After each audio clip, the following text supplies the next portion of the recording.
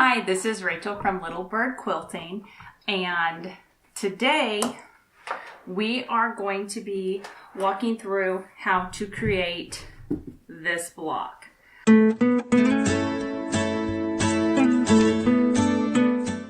I really don't know if this block has a specific name. I like to call it organized chaos just because of all the different options that it can create. This is the finished quilt made from this particular block. It measures 58 to 58 inches, and I put a 1-inch inner border and a 4-inch outer border, and it takes 36 of these blocks to make a quilt this size. Each of these blocks is 8 inches.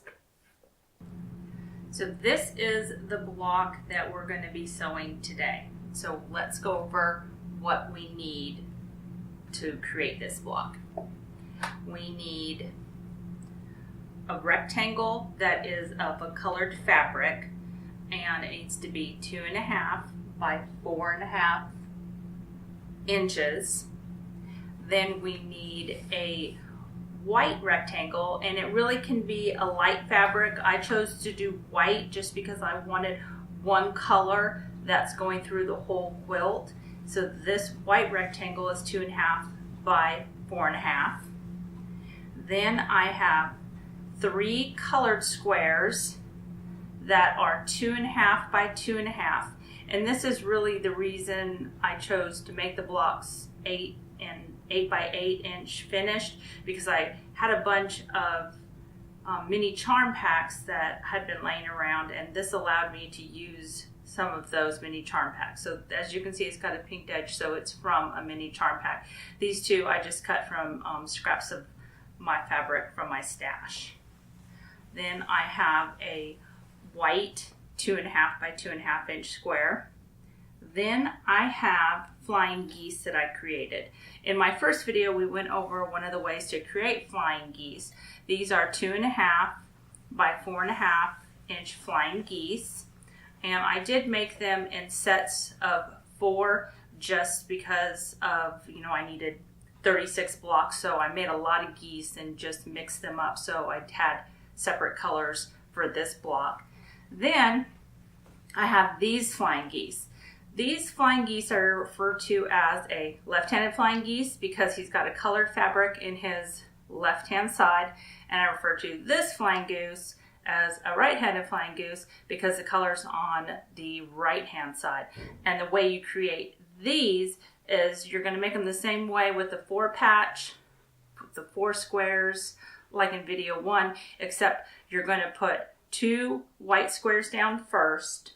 You're going to slice it in half, and then you're going to put squares that are colored fabric versus doing more white. So we're going to go over how to assemble this block. The first thing we're going to do is, since I have totally confused myself, I'm going to lay all of my pieces back out again. Haha. That goes there. He goes there. We have my goose there. So what I am going to first do is I'm going to sew this center section together. And I am using a 1/4 inch seam on my machine. And I also have a 1/4 inch foot on my machine as well.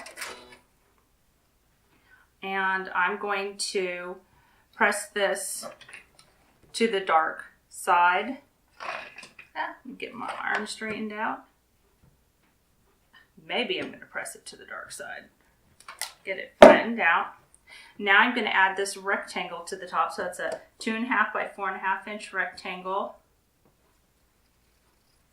And I'm going to, and I need to make sure he's in the right position because I want my dark square, my light 2.5 inch square, I'm putting the rectangle on the bottom. And I'm going to sew that together.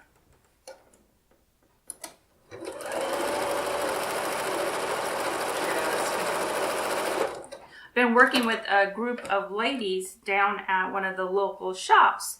And for the past month, we've been meeting and sewing these pieces all together and each creating a quilt.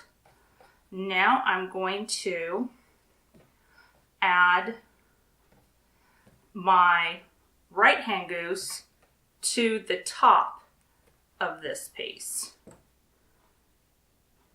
We've been having a lot of fun. We meet on a Friday, and we kind of did it like a mystery quilt where they didn't know exactly what the block was going to look like when it finished. I just would tell them, okay, this week we're going to make this mini flying geese. This week we're going to do this. And so it was a lot of fun, and we enjoyed each other's company. Now we're going to sew some of our side pieces together. So we want to sew our left-hand goose to a colored 2.5 inch square.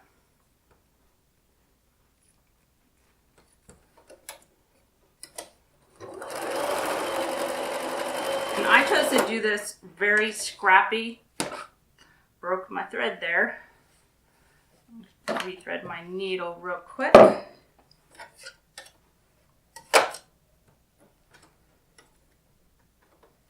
And I really did the scrappy just because I have a lot of fabric in my stash that I needed to start using. Needed my stash to start shrinking some. So this gave me the opportunity to use like some of the pre-cuts that I have, because I for a while there when mini charms first came out, I just thought they were so cute, so I bought a lot of them, and this gave me the opportunity to use some of them. So now I am going to sew my plain goose to my colored rectangle.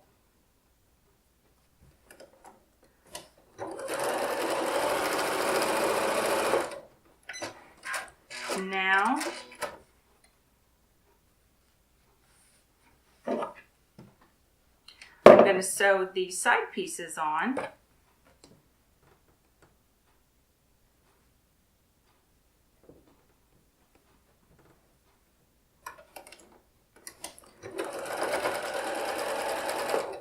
And I also like this. I mean, I didn't have a whole lot of seams I needed to really make sure lined up exactly perfect.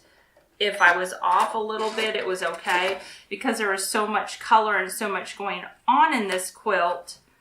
My points are almost perfect. They're not, there's a little bit extra white there, but I'm okay with that. I always tell people you have to decide what your margin of error is.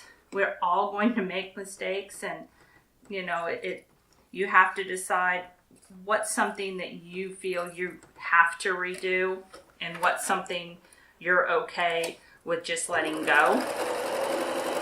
I know a lot of ladies use this saying that, if you don't see it riding by on a horse, that it's okay. Hey, that works for you.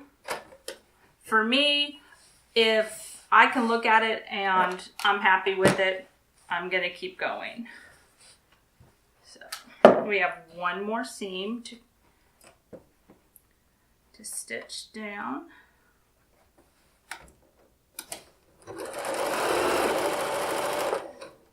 And like I said, I don't know if this block has a name. I kind of call it, it's organized chaos for me, just because of the fact that I like it as, I use scrappy fabrics. So it has a whole lot going on, a lot of color, a lot of movement, but considering, oops, and look what I did. That's not right. So this goose is flipped around the wrong way. So let me pull that out real quick.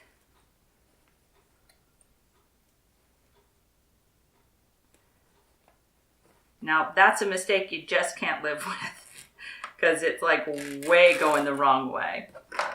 So He was supposed to be pointed in, not out.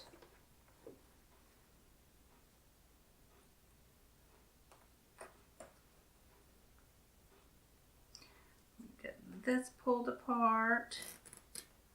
So he's supposed to be pointed in, and then this guy sewn right here. So let's try this one more time.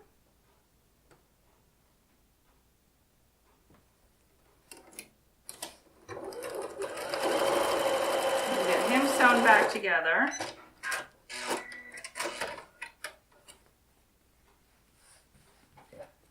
Now let's pull that down. Give it a check before we do our final seam. And now we might have a finished block.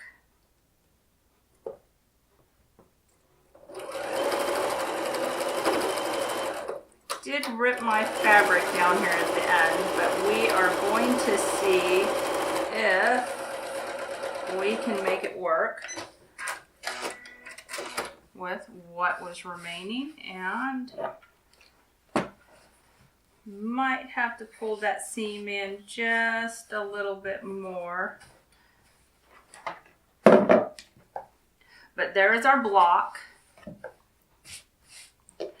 And I just think it's a block that has a lot of fun and a lot of potential because there's so many different things you can do with it depending on how you arrange it. It makes lots of different patterns. So here is our finished block. I like to call this block Organized Chaos just because for me there's just so much going on in it. We're going to go over one more time the measurements for the square just in case you guys do want to create this block. It requires 3 2.5 by 2.5 inch colored squares, 1 white 2.5 by 2.5 inch color or white square. Then we have a rectangle that's white and it's 2.5 by 4.5, a colored rectangle that's 2.5 by 4.5. Then we have 2 flying geese that both the wings are white, and those are 2.5 by 4.5 inch flying geese. And then we have a left flying goose and a right flying goose, which one of their wings is colored. So it gives it a different look. So this is the block. We've got the whole lap size quilt hanging behind me. If you are interested in making one that's a lap size, it is 36 of these blocks to make this quilt that's hanging up here behind me. And hope you guys enjoyed the tutorial, and we'll see you next time. Bye-bye.